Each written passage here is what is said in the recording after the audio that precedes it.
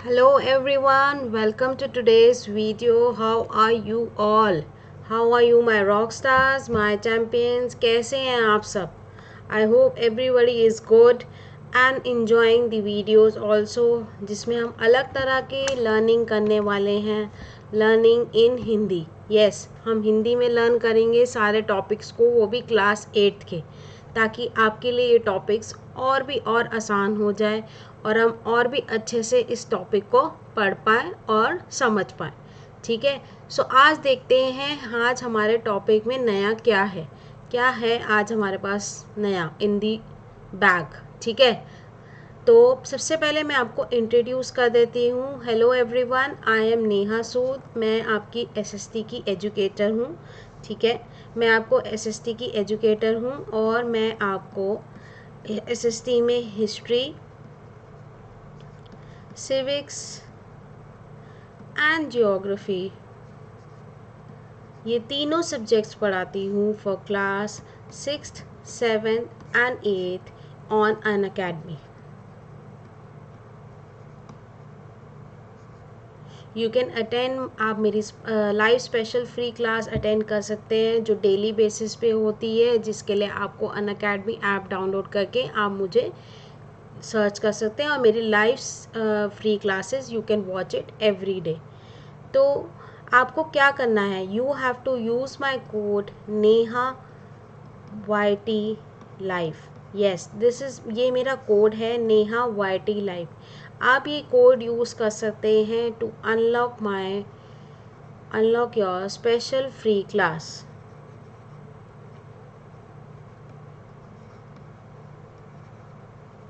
आप ये कोड तब भी यूज़ कर सकते हैं. For more and more learning you can purchase the Unacademy subscription. आप अनअकैडमी सब्सक्रिप्शन परचेज कर सकते हैं, प्लस या फिर आइकॉनिक, जिसमें आपको कंप्लीट सिलेबस का कंप्लीट कराया जाएगा, पूरे चैप्टर अच्छे से समझाए जाएंगे. आप डाउनलोड कर सकते हैं PDF and many more things.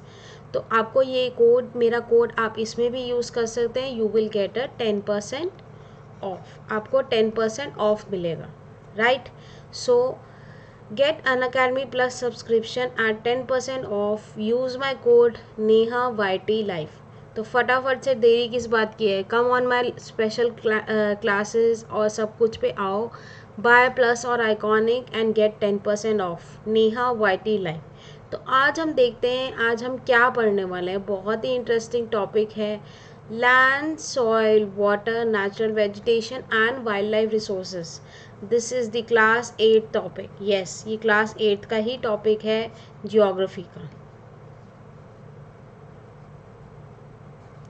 So what is land, soil, water, natural, ये सब सुनी सुनी चीज़ें लग रही है. लैंड हम पढ़ते आ रहे हैं, पहले 6th में हमने पढ़ा थोड़ा, फिर हमने 7th में पढ़ा, अब थोड़ा और डिटेल में पढ़ देंगे हम किस में, 8th में. तो हम देखते हैं land, soil, water, natural vegetation and wild life resources क्या है, व्हाट इज़ इट एक्चुअली.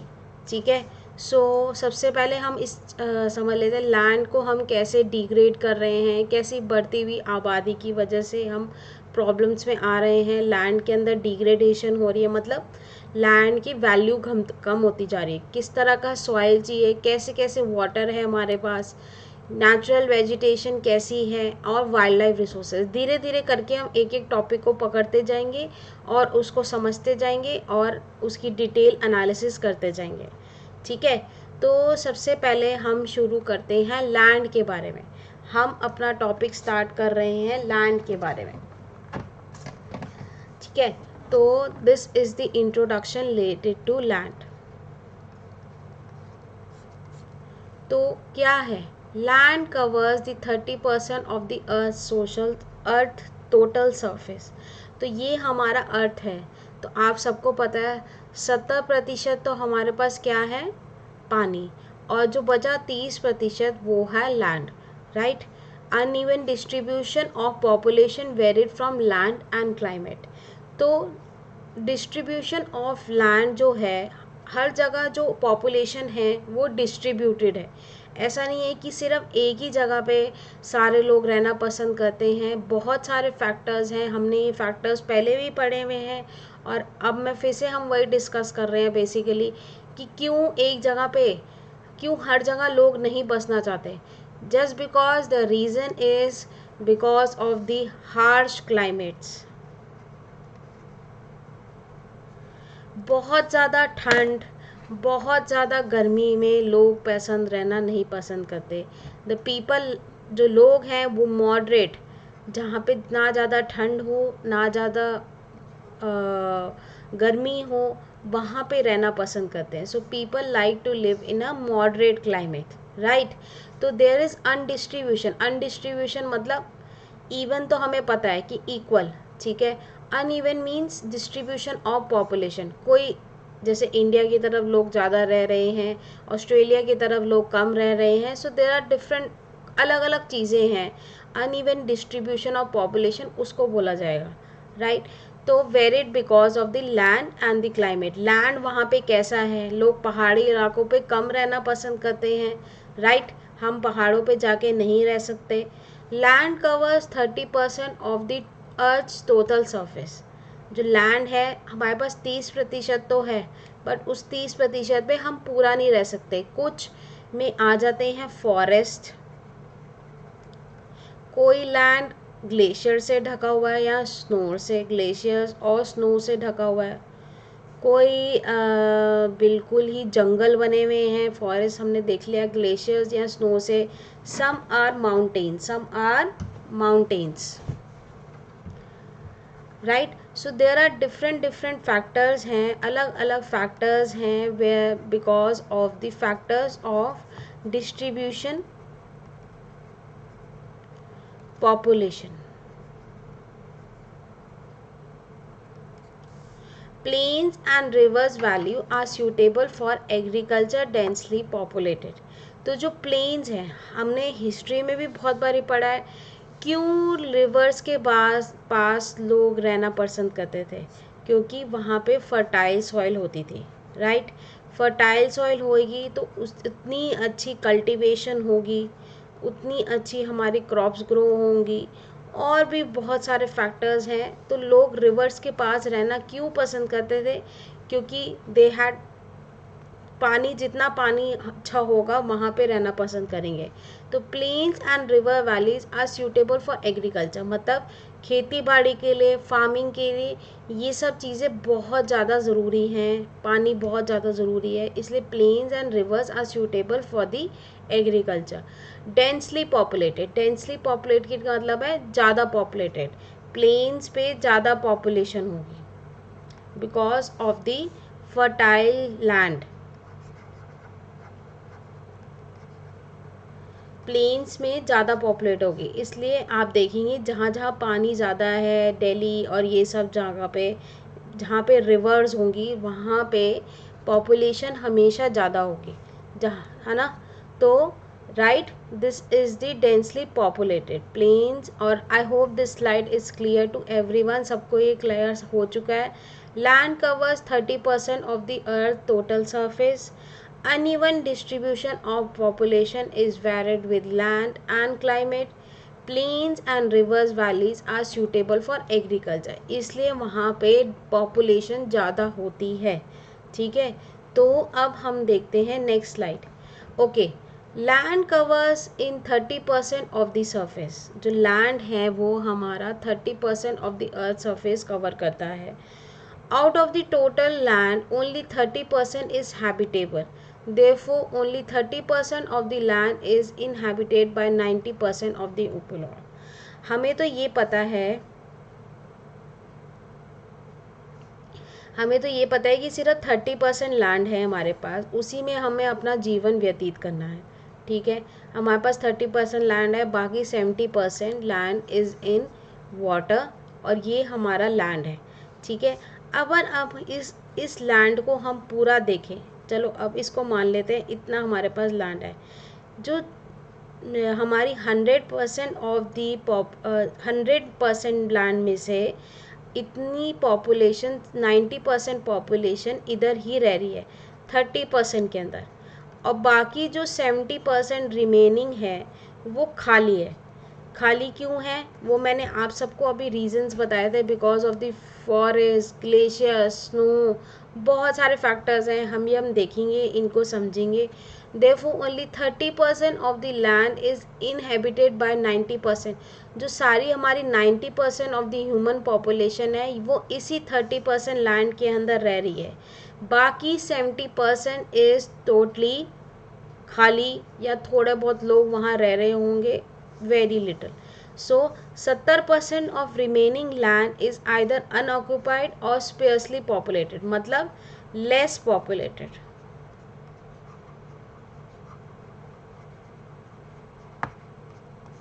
ठीक है, तो वेरी इंपॉर्टेंट फैक्ट, बहुत ही इंपॉर्टेंट फैक्ट है ये। Land cover is 30% of the surface. जो लैंड है वो 30% ऑफ द हमारा अर्थ सरफेस कवर करता है out of the total land. अब हम बात करते हैं टोटल लैंड की। 30% इज हैबिटेबल। हैबिटेबल मतलब लोगों के रहने के लिए सुख सुविधाएं वहाँ पर होंगी। ठीक है, पानी, इलेक्ट्रिसिटी, बहुत सारी चीज़ें चाहिए होती है हमें अपना जीवन व्यतीत करने के लिए, है ना। तो therefore only 30% of the land is inhabited by the 90% of the human population। तो उस 30% लैंड में सिर्फ 30% जनता, 90% जनता हमारी उधर ही रह रही है, और बाकी जो 70% बचा वहाँ में भी शायद 10% जनता रह रही है। तो देख रहे हैं आप 70% हमारा लैंड कितना खाली है। ठीक है, तो 70% of the remaining land is either unoccupied और स्पेयर्सली पॉपुलेटेड, मतलब लेस पॉपुलेटेड। बहुत ही इंटरेस्टिंग फैक्ट है ये। तो अब देखते हैं स्पेयर्सली या फिर less populated. Sparsely populated and less populated, ये सब चीज़ें क्या हैं, क्यों हैं ये लेस पॉपुलेटेड? अभी हमने पढ़ा ना, 70% of the remaining land is either unoccupied or sparsely populated, less populated। yes, तो ये क्यों है less populated, क्या reasons हैं? तो ये रही, ये आपके पास list of reasons, नोट कर लीजिए इसको। तो sparsely populated means less populated, which includes mountains, low-lying areas, deserts and forest। ठीक है, तो इसमें इंक्लूड करते हैं mountains, low lying areas, deserts and forest. हमने कहाँ लिखा था, हमने लिखा था, पहले हम शुरू करते हैं माउंटेन से। पहाड़ी इलाके में, क्या आप पहाड़ियों पे आप जाके रह सकते हैं? नहीं। क्यों नहीं रह सकते? वहाँ पे कोई फैसिलिटीज़ नहीं है, वहाँ रहना कुछ नहीं है। हम we are a human beings, हम एक इंसान हैं, हमें हर चीज़ की ज़रूरत पड़ती है, डेली नीड्स के लिए हमें हर चीज़ की ज़रूरत पड़ेगी। सो माउंटेन्स में लोग रहना नहीं पसंद करते, are less populated because of the rough topography, which means uneven land, ऊबड़ खाबड़ लैंड है ये, एंड स्टीप्स एंड स्लोप्स, चढ़ाई उतराई सब कुछ है। लो lying areas is also less और पॉपुलेटेड, जो निचली तरफ के एरिया हैं, क्योंकि वहाँ पे सबसे बड़ी मेजर प्रॉब्लम है वाटर लॉगिंग।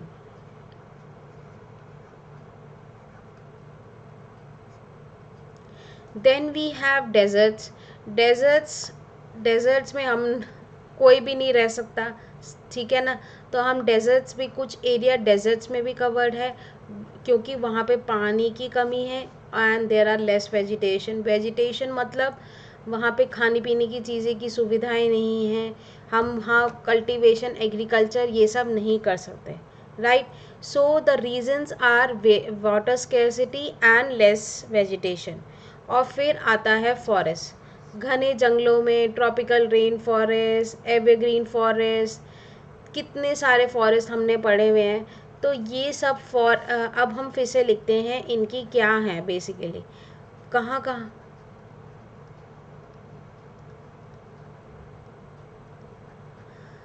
तो लोग कहाँ कहाँ रहना नहीं पसंद करते? माउंटेन्स, लो लाइंग एरियाज,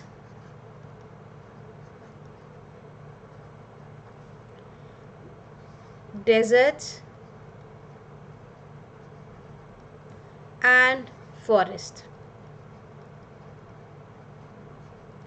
सो ये सब चीज़ें हैं बेसिकली जो जहाँ पे लोग रहना पसंद नहीं करते। माउंटेन्स की हमने वजह देखी, because of the uneven land. Steep slopes वगैरह। Then we have low lying area, low lying areas में वाटर लॉगिंग की प्रॉब्लम होती है, मतलब जगह जगह पानी भर जाता है। Then we have deserts, deserts में पानी की कमी, पानी नहीं है। और क्या नहीं है हमारे पास, क्रॉप्स ग्रो करने की जगह नहीं है, ठीक है, क्योंकि वहाँ पानी नहीं है, वहाँ रेनफॉल नहीं होती, तो इस वजह से वहाँ बहुत सारे फैक्टर्स हैं। और फॉरेस्ट, घने जंगल में हम रह नहीं सकते, वाइल्ड लाइफ है वहाँ पर, हम जानवरों के साथ तो नहीं रह सकते जाके, राइट। सो ये सब चीज़ें हैं because of the less population.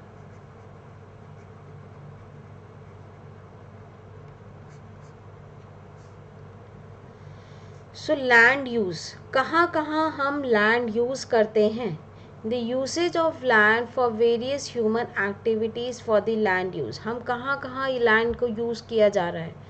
हमें सबको पता है कि हम बिल्डिंग्स बनाने के लिए, रहने के लिए, सब कुछ के लिए, खेती बाड़ी के लिए, फार्मिंग के लिए, इंडस्ट्रीज़ के लिए, बहुत सारी चीज़ें हैं जहाँ पे हम लैंड को यूज़ कर रहे हैं। So the number 1 is roads, second is forest में, फॉरेस्ट्री में, माइनिंग में, एग्रीकल्चर में, इंडस्ट्रीज़ में और हाउसिंग में। बड़ी बड़ी बिल्डिंग्स बन रही हैं, बड़े बड़े मॉल्स बन रहे हैं, हाई राइज बन रहे हैं, लोगों की मॉल्स बन रहे हैं, तो वो हाउसिंग में हम अपना लैंड यूज़ कर रहे हैं। रोड्स, कितने सारे हाईवेज बन चुके हैं, कितनी सारी रोड्स बन चुकी हैं, कितनी सारी चीज़ें बन चुकी हैं। And some area is covered in forest, forestry कर रहे हैं हम, ठीक है, कुछ चीज़ों के लिए। Then we have mining, mining में भी लैंड यूज़ हो रहा है, क्यों, क्योंकि हमें रिसोर्सेज चाहिए, रिसोर्सेज चाहिए, तो उसके लिए भी हम माइनिंग यूज़ कर रहे हैं, लाइक कोल, आयरन, और इन सब चीज़ों के लिए भी हम लैंड यूज़ कर रहे हैं। फिर आता है एग्रीकल्चर, फार्मिंग, ग्रोइंग क्रॉप्स, मतलब कितना आप जाते हैं कहीं पे, आप देखते हैं खुले मैदानों में कितनी फार्मिंग हो रही है, अलग अलग चीज़ें उगाई जा रही है, तो हर एक चीज़ के लिए लैंड यूज़ हो रहा है। देन वी हैव इंडस्ट्री, कितनी बड़ी बड़ी इंडस्ट्री सेटअप्स हो रही हैं, कितनी बड़ी बड़ी फैक्ट्रीज लग रही हैं, हर चीज़ टेक्नोलॉजी एडवांस होती जा रही है, बट इन सबको भी तो जगह चाहिए ना, तो few industries are set up on the land.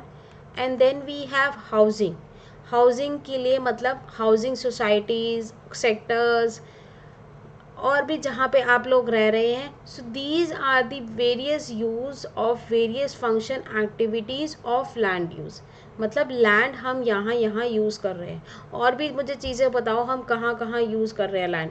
Mostly हमने इंपॉर्टेंट चीज़ें तो इसमें नोट डाउन कर ली है, it includes roads, forestry, mining, agriculture, industries, housing, ये सब चीज़ों में हम लैंड को बहुत इस्तेमाल कर रहे हैं। लैंड क्या है हमारे लिए, ज़मीन ही है हमारे लिए, हमारे पास ज़मीन ही ज़मीन है। पर ज़मीन भी कीमती क्यों होती जा रही है, बिकॉज अब वो हम देखेंगे क्यों होती है वो कीमती। So the various factors of the land is topography, क्या है वहाँ पे बेसिकली, स्टीप स्लोप्स हैं या क्या है उसकी, सॉइल, किस तरह का वहाँ सॉइल है, फर्टाइल सॉइल है या सॉइल किसी काम का नहीं है, climate, minerals, water, technology and population, ये हैं basically factors use of land pattern, हम किस तरह लैंड को हम यूज़ कर रहे हैं। टोपोग्राफी के अंदर किस तरह के लैंड है basically, is it steep, slopes, ये सब हमने पढ़ा ना अभी टोपोग्राफी में, रग topography, uneven land, steps, slopes, ये सब चीज़ें उसके अंदर आती हैं। स्टीप, स्लोप्स, किस तरह का सॉइल है हमारे पास, we have fertile soil, good for, तो जो सारी पॉपुलेशन है, लैंड यूज़ पैटर्न इन्हीं चीज़ों पे डिपेंड करता है। क्लाइमेट, अब एक्सट्रीम ठंड में आप जाके अपना घर नहीं बनाएंगे, तो हार्श क्लाइमेट्स में लोग रहना नहीं पसंद करते हैं। हार्श क्लाइमेट में लोग रहना नहीं पसंद करते हैं। तो जहाँ पे नॉर्मल क्लाइमेट होगा, ना ज़्यादा ठंड भी ना सह पाए, ना ज़्यादा गर्मी हो, तो नॉर्मल क्लाइमेट में। Then we have minerals. Minerals मतलब जहाँ पे मिनरल्स होंगे वहीं लोग ज़्यादा लैंड यूज़ पैटर्न होगा, वहीं इंडस्ट्री सेटअप होगी। पानी की अवेलेबिलिटी है या नहीं। Technology, technology in different means.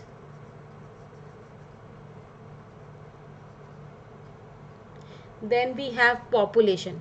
Population भी, जहाँ पर लैंड यूज़, जहाँ पे आबादी ज़्यादा होगी, ये सारे फैक्टर्स भी बेसिकली आबादी को, हम वहीं रहना पसंद करते हैं जहाँ पे ये सारी चीज़ें अवेलेबल हो, राइट।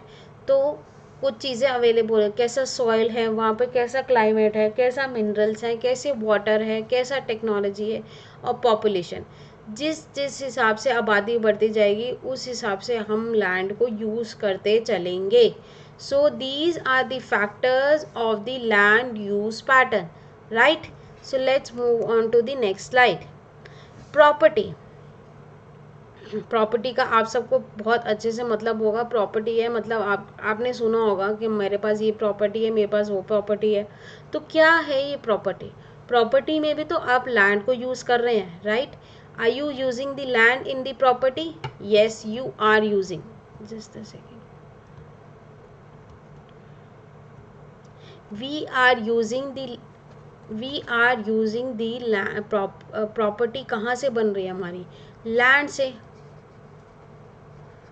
प्रॉपर्टी हम जंगलों में जाके तो खरीद नहीं रहे हैं, राइट।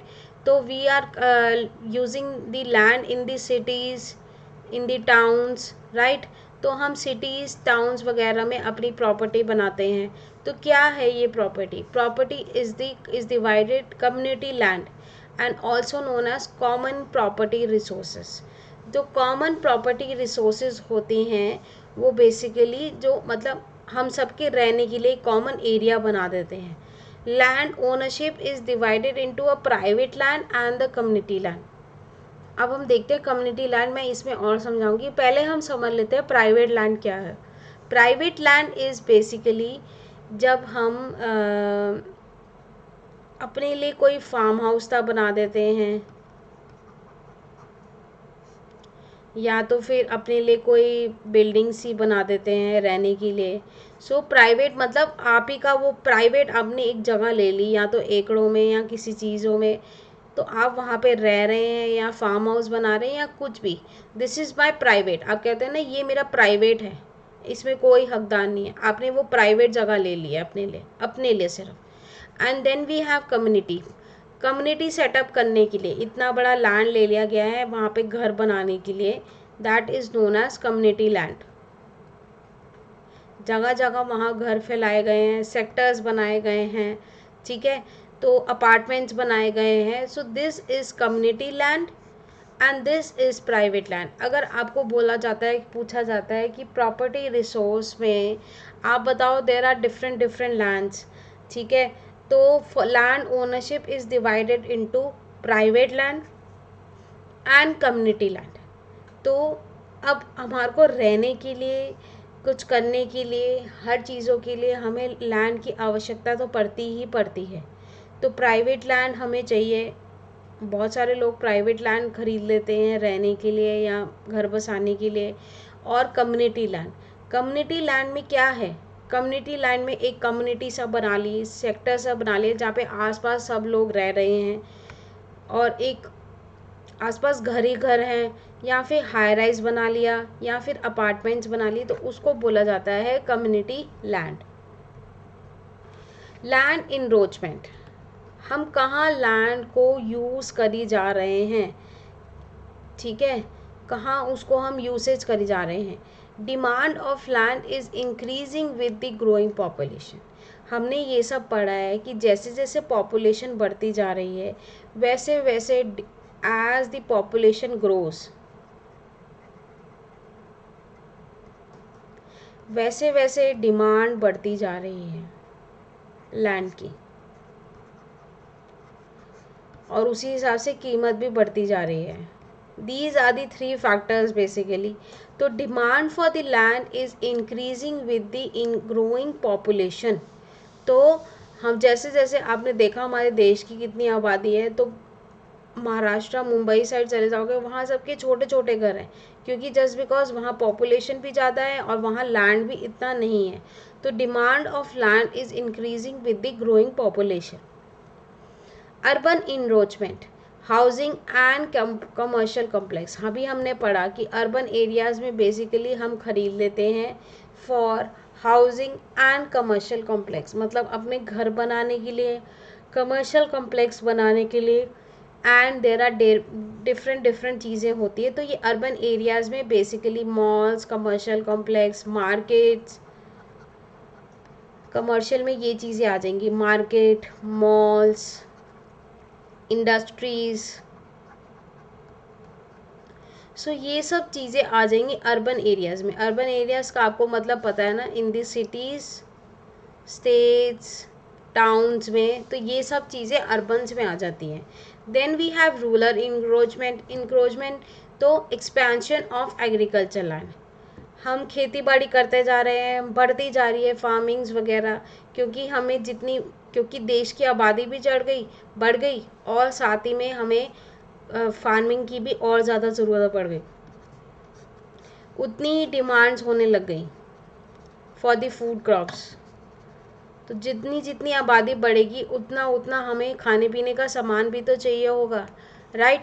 तो expansion of the agriculture land expand होने के लिए हमें ये सब चीज़ें, हम लैंड को यूज़ करते जा रहे हैं. ज़रूरी नहीं है कि हम सिटीज़ में यूज़ कर रहे हैं, रूरल में बेसिकली वहाँ पे भी यूज़ हो रहा है, वहाँ पे भी एक्सपेंशन करते जा रहे हैं, खेती बाड़ी करते जा रहे हैं. तो ये सब सारी चीज़ें हैं. The demand of the land is increasing with the growing population. हमने पढ़ा ये, जिसमें पॉपुलेशन बढ़ती ही चलती जा रही है, ठीक है. तो उसी वजह से हमें और जगह चाहिए है, और लोगों को जगह चाहिए रहने की और अपनी सेटअप कराने की. तो अर्बन इंक्रोचमेंट में हाउसिंग एंड कमर्शियल कम्प्लेक्स ये सब चीज़ें आएंगी, लाइक मार्केट, मॉल्स, इंडस्ट्रीज, ये सब आएंगी. Then we have rural encroachment, the expansion of agriculture land like farming, demand of food, और ये सब उसके अंदर आती हैं. तो व्हाट आर दी थ्रेट्स. हम तो यूज़ करते जा रहे हैं, ठीक है, हम तो यूज़ करते जा रहे हैं लैंड को, पर क्या हमें पता है कि वो चीज़ हमारे लिए एक ख़तरनाक भी साबित हो सकती है, हमारे लिए वो थ्रेट भी है, ठीक है. तो threats of the two the environment. पहले हम इन्वायरमेंट में क्या थ्रेट कर रहे हैं, ठीक है, क्या उसके लिए खतरा पैदा कर रहे हैं. लैंड डिग्रेडेशन, मतलब लैंड के अंदर लैंड को घटाना, लैंड के जहाँ पे हम रह रहे हैं वहाँ के हम रिसोर्सेज यूटिलाइज करेंगे, सब कुछ करेंगे, तो उस वजह से लैंड की सब चीज़ें घटती चली जाती है. जो लैंड की जो उपजाऊ ज़मीन होगी वो कम होती चली जाएगी. डेजर्टिफिकेशन, मतलब वहाँ पे डेजर्ट स्टाइल बन जाएगा जब हम वो छोड़ के जाएंगे जगह. लैंडस्लाइड्स की वजह से आपने देखा कि हम पहाड़ों को काट के we are setting up roads, highways बना रहे हैं, रोड्स बना रहे हैं. तो कहाँ होगा इसका इम्पैक्ट. अगर आप पहाड़ों को काटना शुरू करेंगे तो सबसे पहले क्या होगे, उसकी चट्टानें हिलनी शुरू हो जाएंगी, राइट. उसकी चट्टानें हिलेंगी तो कहीं ना कहीं से तो वो पत्थर आके गिरेंगे. तो यूजली आप देखते हो, क्योंकि लैंडस्लाइड्स क्यों हो रही हैं, what are the reasons for landslide. आपने अभी देखा कितनी ज़्यादा लैंडस्लाइड्स हो रही है हिली एरिया में, राइट. हिली एरिया में कितनी ज़्यादा लैंडस्लाइड्स हो रही है, कितने लोगों को खतरा हो रहा है, वो जा रहे हैं. दिस इज़ बस बिकॉज ऑफ अस, क्योंकि हमने ये सब चीज़ें, कुछ जगह तो रेनफॉल की वजह से भी होता है और लैंडस्लाइड्स हमारी वजह से भी होता है, क्योंकि हमने पहाड़ों को काट के हमने अपने लिए ज़रूरतें वहाँ पैदा की हैं, ठीक है. सॉइल इरोजन, तो सॉइल इरोजन मतलब मिट्टी बर्बाद हो रही है, सॉइल की जो फर्टिलिटी है that is coming very low, और बहुत सारी चीज़ें हैं. So these are the threats to the environment. Land degradation, desertification, landslides और सॉइल इरोजन, राइट।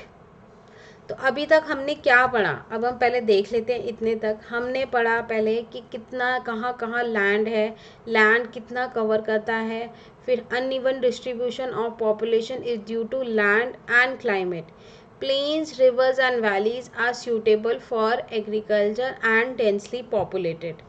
तो फिर उसके बाद हमने देखा कितने परसेंट लैंड में 70-90% लोग जो हैं वो 30% एरिया में ही रहना पसंद करते हैं, बाकी 70% of the land is sparsely populated, means less populated. तो लेस पॉपुलेटेड क्यों है? Because of the mountains, low lying areas, deserts and forest, rugged topography, uneven land, steep slopes, waterlogging, water scarcity, sorry, and less vegetation. कितने सारे reasons होते हैं। अगर हमें कोई बोला जाएगा कि जाओ जाके डेजर्ट्स में रह लो, हम कहेंगे नहीं भाई, हम तो डेजर्ट में नहीं रह सकते, वहाँ कुछ अवेलेबिलिटी नहीं है, एक्सट्रीम गर्मी है, राइट।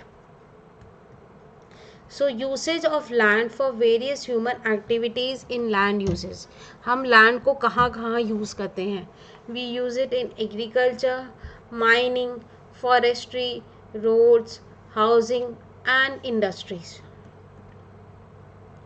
तो factors of the use of land pattern is topography, soil, climate, minerals, water, technology और पॉपुलेशन। ये सब सारी रीजंस हैं for the factors use of the land pattern. Property resource is the community land, also called as common property resource. So the land ownership is divided into private land और community land, like farm house, buildings वगैरह agriculture के लिए हम use कर रहे हैं, farming के लिए भी हम इसमें लिख सकते हैं, हम अपनी खेती बाड़ी खुद कर रहे हैं। और कम्युनिटी लैंड मतलब जहाँ पे आके कम्युनिटी बनाना, लोगों को बसाना। और demand of land is increasing with the growing population, हम यूज़ कर रहे हैं क्योंकि लैंड पॉपुलेशन ज़्यादा, हम पेड़ पौधे काट काट के लैंड के लिए जगह बना रहे हैं, because of the increasing growing population, आबादी बढ़ती जा रही है, राइट। तो urban encroachment is housing and commercial complexes, और रूरल इंक्रोचमेंट में हम expansion of the agriculture land. तो हमने देखा क्या क्या थ्रेट्स हैं इन्वायरमेंट के लिए। अब हम पढ़ते हैं कैसे हम इन सबको कंजर्व कर सकते हैं। कंजर्वेशन रिक्वायर्ड मतलब हम कैसे इन लैंड रिसोर्सेज को बचा सकते हैं from the growing population, loss of natural resources, land degradation and destruction of forest and arable land, land use for agriculture. ज़्यादा भी हम एग्रीकल्चर के लिए लैंड यूज़ करेंगे तो वो ख़त्म होता चला जाता है लैंड, मोस्ट इम्पॉर्टेंट पॉइंट। तो लैंड के लिए growing population is the main factor, ठीक है। हम लैंड को हमें किससे बचाना है? ग्रोइंग पॉपुलेशन से। लॉस ऑफ नेचुरल रिसोर्सेज, अगर हम एक पर्टिकुलर लैंड पे रही जा रहे हैं तो वहाँ क्या होंगे, वहाँ रिसोर्सेज ख़त्म होते चले जाएंगे, जो नेचुरल रिसोर्सेज बनेंगे वहाँ पे क्या होगा, दे गेट, वहाँ पे बनना ख़त्म हो जाते हैं।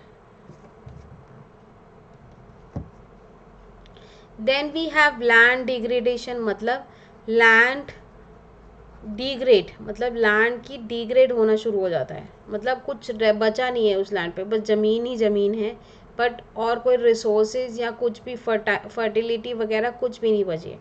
डिस्ट्रक्शन ऑफ फॉरेस्ट, हम क्या कर रहे हैं, पेड़ों पौधों फॉरेस्ट को काटते चले जा रहे हैं। एंड अरेबल लैंड, सो हम land use for agriculture, because हम लैंड एग्रीकल्चर में यूज़ करते जा रहे हैं, जिस वजह से हम फॉरेस्ट को काटते चले जा रहे हैं। So there are many factors, so these land resources are dependent upon the growing population, land of natural resource, land degradation and destruction of forest and arable land, right. Can we move further, हम देख सकते हैं आगे क्या है। अब हम कैसे इन सबको प्रोटेक्ट कर सकते हैं, प्रिजर्व कर सकते हैं। एफॉरेस्टेशन मतलब हम जाके और फॉरेस्ट जैसी एरिया बनानी शुरू कर दें, फॉरेस्ट एरिया इंक्रीज कर दें लैंड पे। कंट्रोल गेजिंग, अब आपने सुना होगा कैसे, तो ये सब चीज़ें जैसे लोगों ने हर्डर्स और ये सब होते हैं, उन्होंने भेड़ बकरियों को रखा होता है, वो वहाँ पे उनको क्या करती है, उनको चारे के लिए वहाँ मैदान में छोड़ देती है, लाओ घास खाओ और ये सब करो। तो उस वजह से भी लैंड के अंदर डिग्रेडेशन होना शुरू हो जाता है। ठीक है, उसके जो सारे न्यूट्रिएंट्स होंगे वो निकल जाएंगे और वो लैंड ख़त्म हो जाएगा। सो कंट्रोल ग्रेजिंग का मतलब है कि वहाँ पे कंट्रोल करना चाहिए इस चीज़ को कि हर जगह हम सब एनिमल्स को ना खिलाते हुए जाएं, कुछ लैंड हम छोड़ दें फॉर बेटर नेचुरल रिसोर्सेज के लिए। लैंड रिक्लेमिनेशन मतलब लैंड को और रिक्लेम करें और पेड़ पौधे उगाएं और बहुत सारी चीज़ें करें। Checks on chemical fertilizers and pesticides, ज़्यादा केमिकल फर्टिलाइजर्स लैंड के अगर हम डालेंगे तो व्हाट विल हैपन, वहाँ पे क्या होने लगेगा, वहाँ पे जो फर्टिलाइजर्स पेस्टिसाइड्स वगैरह डालेंगे उस वजह से लैंड को ख़राब होने की बहुत ज़्यादा, check on chemical and fertilizers और ये सब चीज़ें हम लैंड को भी ख़राब कर सकते हैं। तो this is the way way we can preserve the conservation of the land by afforestation, control grazing, मतलब भेड़ बकरियों को खाना तो खिलाना ही है, मैं वो मना नहीं कर रही, राइट, बट कैसे हम उनको कंट्रोल कर सकते हैं कि जिस वजह से जो जो लैंड की जो सारी न्यूट्रिएंट्स हैं वो ख़त्म ना हो जाए, हमें उस चीज़ में भी कंट्रोल करना पड़ेगा। Land reclamation and check on chemical fertilizers and pesticides. अब आपके क्वेश्चन आ सकता है, वेरी वेरी इंपॉर्टेंट क्वेश्चन। क्या क्वेश्चन है, list the couple of factors that pose a threat to the environment. क्या बनती जा रही है थ्रेट टू द इन्वायरमेंट, तो लैंड डिग्रेडेशन और soil erosion are the two factors that pose a threat to the environment. Soil erosion भी मतलब जो हवा में उड़ते चले जा रही हैं सॉइल के न्यूट्रिएंट्स वगैरह और ये सब। लैंड डिग्रेडेशन मतलब लैंड को डिग्रेड करते जा रहे हैं, उसके सारे न्यूट्रिएंट्स ख़त्म करते जा रहे हैं एंड एवरीथिंग। सो ये सारी चीज़ें, these are the two factors that pose a threat to the environment, environment के लिए बहुत बड़ी थ्रेट हो सकती है। अब weathering, weathering is basically a breaking down of rocks. Weathering का मतलब होता है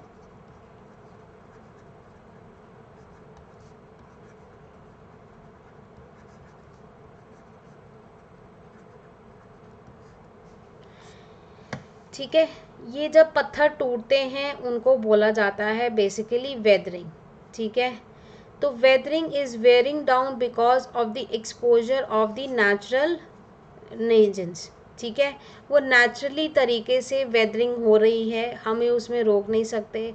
तो rocks break down and decay in the form of soil, जो पत्थर हैं वो सॉइल बनते जा रहे हैं, क्यों, क्योंकि वो टूटते चले जा रहे हैं, उस वजह से वो मिट्टी बनते जा रहे हैं, सॉइल बनते जा रहे हैं। तो क्या मतलब है इन चीज़ों का, तो agents of weathering are sun, extreme गर्मी है उस वजह से पत्थर टूटते जा रहे हैं, रेन पड़ रही है उन पत्थरों पे तो वेदरिंग हो रही है उस वजह से। वाटर, पानी के अंदर जा रहे हैं, पानी के थ्रू, रिवर्स के थ्रू बहते चले जा रहे हैं तो वो टकराएंगे और सब कुछ होगा। टेम्परेचर चेंजेस, टेम्परेचर चेंज होता जा रहा है, कभी गर्मी कभी सर्दी, तो उस these are the agents of the weathering. Frost, frost मतलब एक्सट्रीम ठंड, लाइक स्नो, ग्लेशियर्स, तो ये सब चीज़ें फ्रॉस्ट के अंदर आएंगी। Then we have plants, plants grow हो रहे हैं, so these are the agents of the weathering. ये सब चीज़ें हैं वेदरिंग के एजेंट्स। ठीक है, agent spice basically of weathering. तो वेदरिंग इज़ बेसिकली, आपको पूछा जा सकता है what are the agents of weathering, तो आपके अंदर उसके अंदर लिखना है सन। ठीक है, धूप पड़ती है उसी से चीज़ें टूटती हैं, सब कुछ होता है। देन वी हैव रेन, पानी पड़ रही है, बारिश पड़ रही है तो उस वजह से भी rocks are breaking down. Then we have water, पानी में बहते चले जा रहे हैं, रिवर्स के अंदर बहते हुए चले जा रहे हैं वही rocks, so the temperature gets change. Then we have frost because of the snow, because of the glaciers, then we have plants, plants की वजह से, so rock break down and decay in the form of the soil, मिट्टी बन रहे हैं, rocks are breaking down and decaying, मतलब उसमें soils में मिलते जा रहे हैं, wearing down because of the natural agent. So ये basically this is natural agents,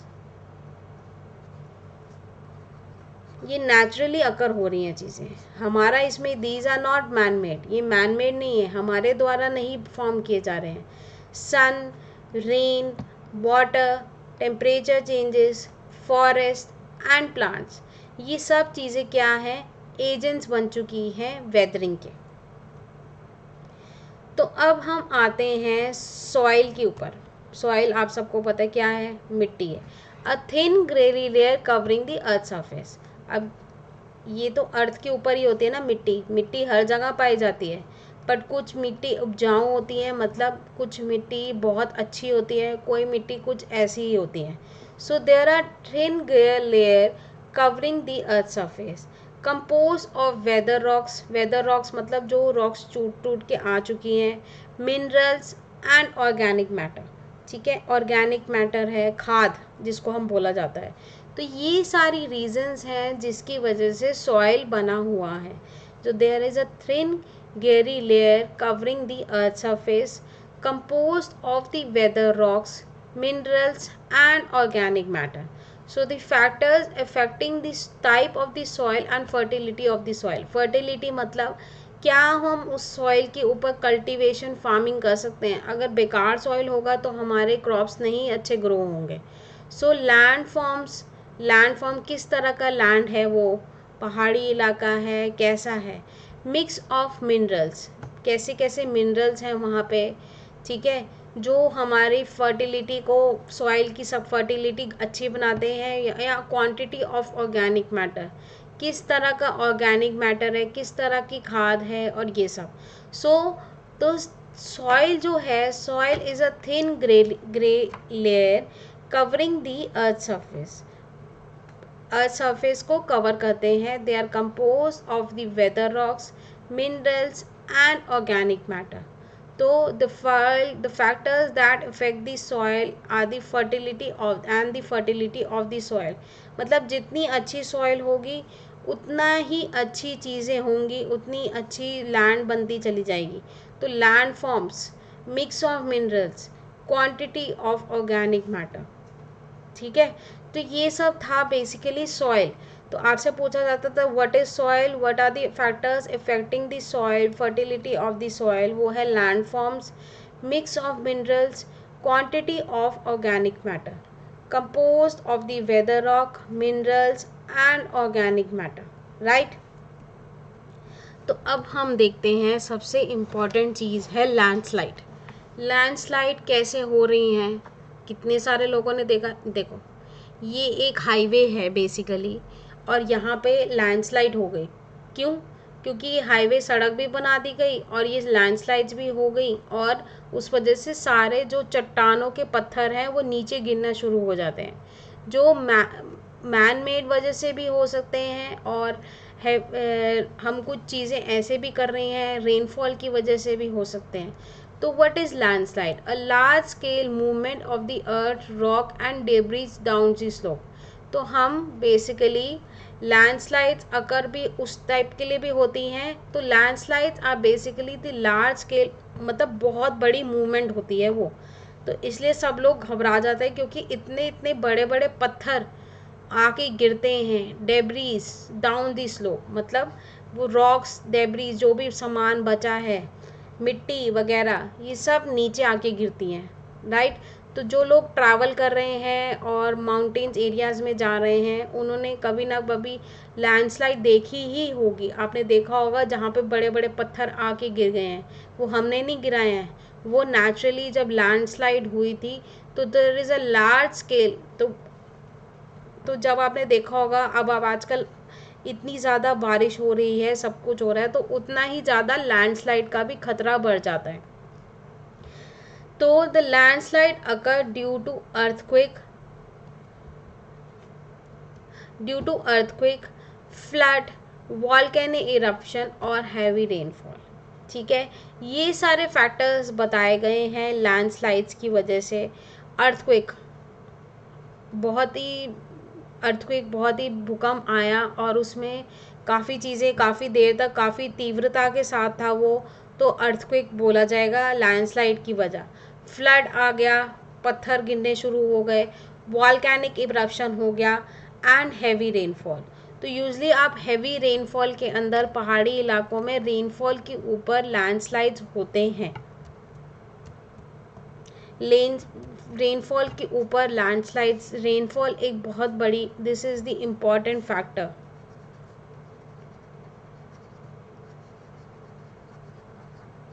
important factors of the landslides which is heavy rainfall, volcanic eruption।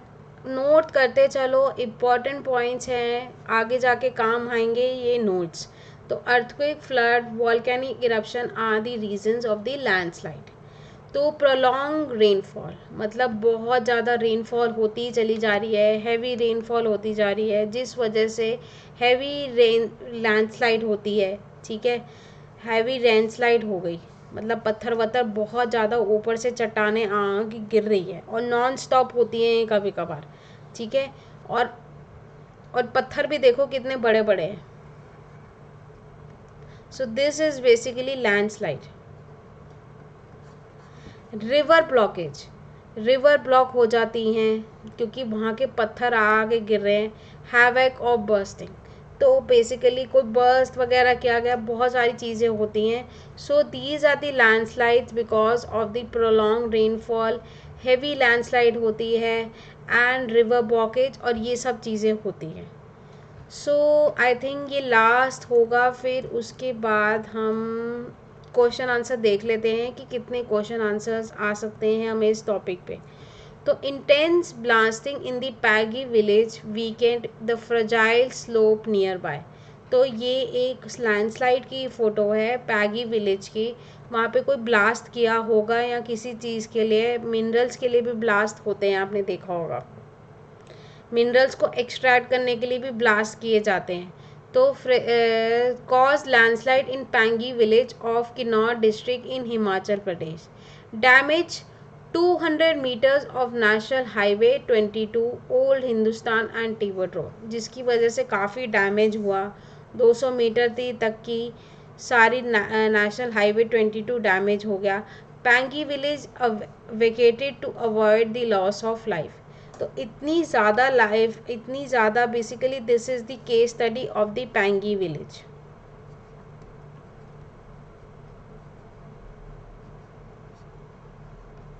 So intense blasting in the Pangi village weakened the fragile slope nearby, caused landslides in the Pangi village of Kinnaur district of Himachal Pradesh, damaged 200 meters of National Highway 22 and Old Hindustan Tibet Road, जिसकी वजह से landslide बहुत ही खतरनाक होती है and it is a life threat for all of us. The Pangi village was advocated to loss of the life. तो ये basically दिखा रहे हैं कि किस वजह से लैंडस्लाइड हुई थी पैंगी विलेज में।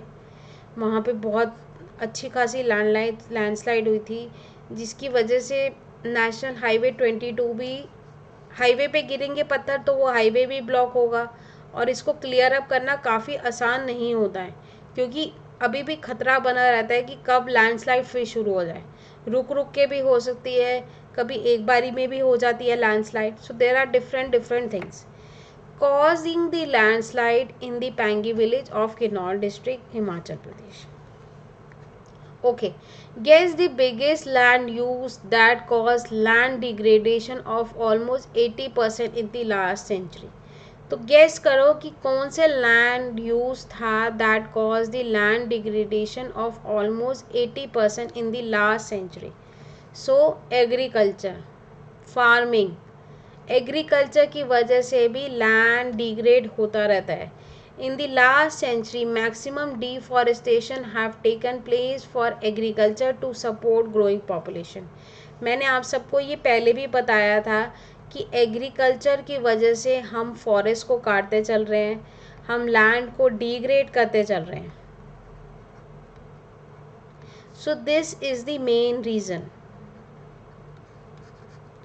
Last century maximum deforestation was taken place for agriculture to support growing population. अब पॉपुलेशन बढ़ेगी, आबादी बढ़ेगी, ये सब चीज़ें होंगी, तो उस वजह से हमें और फूड क्रॉप्स की ज़रूरत होगी और उतने खाने पीने की सामान की ज़रूरत पड़ेगी, तो उसकी वजह से लैंड डिग्रेडेशन होना शुरू हो गया because of the agriculture.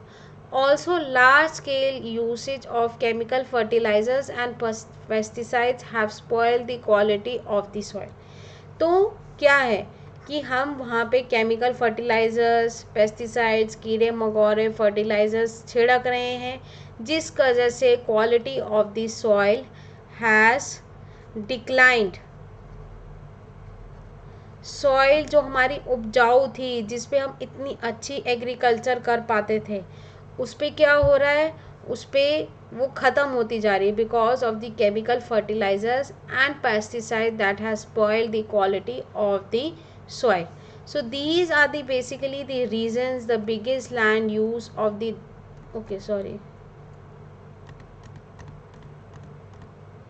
these are the basically reasons जिसकी वजह से हमें सबसे ज़्यादा हमने पेड़ पौधे काटे, वहाँ फॉरेस्ट को काटा, वहाँ deforestation has taken place, agriculture, तो वहाँ ग्रोइंग पॉपुलेशन की वजह से हमने जंगलों को भी काटना शुरू कर दिया और वहाँ एग्रीकल्चर करनी शुरू कर दी. Right. So these are the basically the reasons. Just a minute. तो अब हम देखते हैं question answers which are important for us in this topic. क्या क्या इम्पॉर्टेंट है हमारे इस टॉपिक में. राइट. अब हम देखते हैं question answers.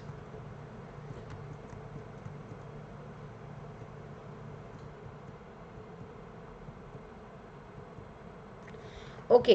Question number 1. How does the land fulfil our needs. कैसे लैंड हमारा नीड फुलफिल कर रही है.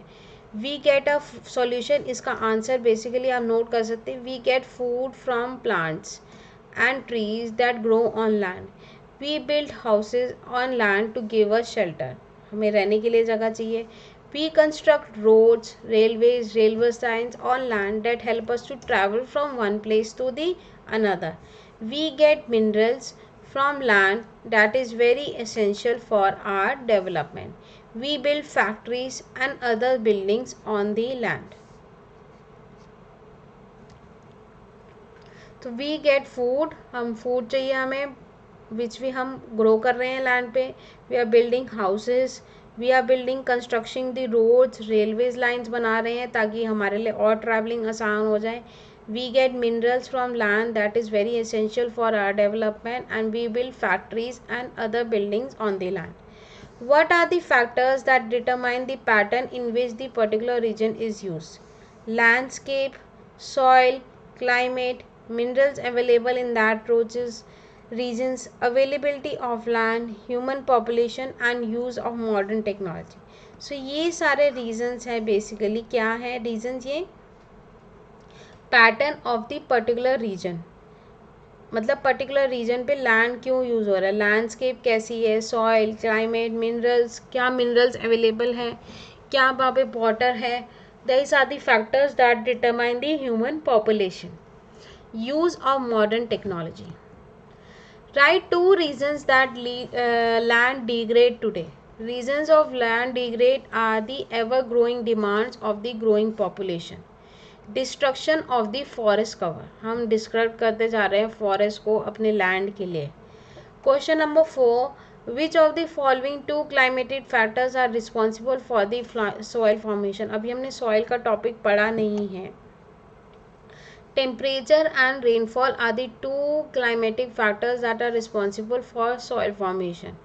For these factors they promote weathering that is breaking down of rocks. हमने वेदरिंग के बारे में पढ़ा. सॉइल फॉर्मेशन के बारे में पढ़ा कि टेम्परेचर और रेनफॉल 2 क्लाइमेटिक कंडीशंस हैं that are responsible for the soil formation. For more and more learning और इस टॉपिक के आप पढ़ना चाहते हैं तो join me on my special classes पे आप ज्वाइन कर सकते हैं ऑन अनअकैडमी ऐप. तो मैं आपको बताती हूँ कि बेसिकली आप मेरी स्पेशल क्लासेस में क्या फ़ीचर्स हैं और आप उसको कैसे ज्वाइन कर सकते हैं। Live real time interaction with chat and emojis, आप मेरे साथ चैट कर सकते हैं। You can ask me doubts, ask question using the question tab में जाके आप मेरे से डाउट्स पूछ सकते हैं जो मैं आपके सॉल्व कर सकती हूँ doubts. Then Unacademy live special classes for MCQs using polls, poll leaderboard, compete with your friends. तो after every topic there are MCQs, polls. तो क्या होता है, उस पोल से आप लोगों को एक्साइटमेंट भी होती है, सब चीज़ें भी होती है। तो MCQs using polls, leaderboard, compete with your friends. तो how to join my special class, आप मेरी ज्वाइन कैसे कर सकते हैं let's special class by installing the Unacademy learner app. Unacademy learner app install कीजिए अपने प्ले स्टोर से, उसको डाउनलोड कीजिए, इंस्टॉल कीजिए, open the app and get started. You can use, आप अपना मोबाइल नंबर डालें, उस पर OTP आएगा, enter that OTP, then create your account with your details, sign up using the email ID. So how to watch my special classes, कैसे आप watch कर सकते हो special classes from classes 6 to 12। ठीक है, तो आप 6 to 12 इसके अंदर सिलेक्ट करेंगे। अब आप जैसे CBSE क्लास 8 की पढ़ाई कर रहे हैं तो आप ये सिलेक्ट करेंगे। Which language do you prefer, आप इसमें बहुत सारी लैंग्वेजेस में पढ़ाई हो रही है, English, Hindi and English common languages हैं, इसमें आप प्रेफर लैंग्वेज चूज़ कर सकते हैं। Go to the description of this video and click on the special class link, आप मुझे जाके आप मेरी स्पेशल क्लास लिंक पे टिक कर सकते हैं। नोटिफाई मी वहाँ पे आएगा, नोटिफाई मी पे क्लिक कर सकते हैं and you will get notified 10 minutes before the class begins. Class begin होने से पहले 10 मिनट पहले आपको एक मैसेज बच जाएगा कि my class is about to start. तो आपको भूलना, अगर भूल भी जाते हैं तो आपको नोटिफाई करा दिया जाएगा। यूज़ माई स्पेशल कोड, तो मेरा कोड है Neha YT live, just don't forget use this code to unlock my special free classes for free. वो आपसे एक कोड मांगेगा तो आपको ये कोड वहाँ एंटर करना है, नेहा YT लाइव। तो ये कोड एंटर करने से क्या होगा, आप मेरी स्पेशल क्लासेस देख पाएंगे। अनअकैडमी के पास सब्सक्रिप्शंस भी हैं जिसमें for more better learning, for more better understanding practice, जिसमें आपको learn live from your comfort of your home, unlimited access to all courses, top educators of India, regular doubt solving, exhaustive coverage of syllabus, mentorship and guidance, study material, practice test, live test series और batches हैं जिसमें for better understanding. Raise a hand feature is also there, जहाँ पे आप hand को raise कर सकते हैं और अपने क्वेश्चन पुट अप कर सकते हैं। Live you can talk to me and enable the interactive and fast doubt solving technique है ये, जिसमें आप 1 to 1 में से बात कर सकते हैं और अपना डाउट सॉल्व कर सकते हैं। Let's crack half yearly exams, इसमें हाफ ईयरली एग्जाम की अनअकैडमी की टेस्ट सीरीज चल रही है for math, science and SST test series and analysis for 60 minutes and number of questions are 30 every Thursday, Saturday and Sunday. Championship free test series भी चल रही है for math, science, SST test series and analysis for 45 minutes and number of questions are 20 every Monday, Wednesday and Friday. So the plan start for Unacademy plans के plus के starts होते हैं 696 से। आपको मेरा कोड यूज़ करना पड़ेगा Neha YT live, अगर आप 10% डिस्काउंट चाहते हैं तो use my code, you will gate 10% off Neha YT live. तो अनअकैडमी आइकॉनिक सब्सक्रिप्शन के फीचर्स क्या हैं, personal mentor, live doubt solving, weekly reports, parents connect, study planner and all the other benefits of the Unacademy subscription.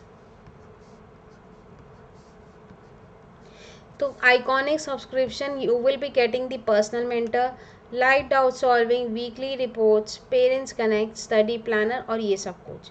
The plan starts as low as 1446, इसके plan है जिसमें पर सारे subjects include होंगे for 1 month। आप मेरा code use कर सकते हैं Neha YT live for 10% discount.